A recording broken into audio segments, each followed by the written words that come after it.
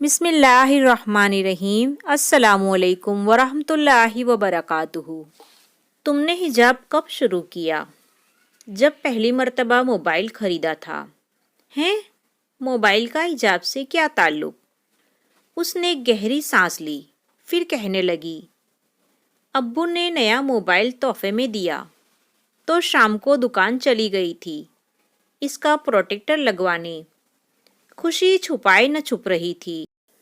Protector سے تسلی نہ ہوئی تو ایک فولڈنگ کور بھی لگوا لیا۔